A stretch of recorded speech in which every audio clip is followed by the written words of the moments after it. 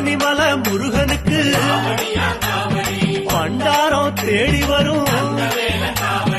aunty முகம் காண வரும்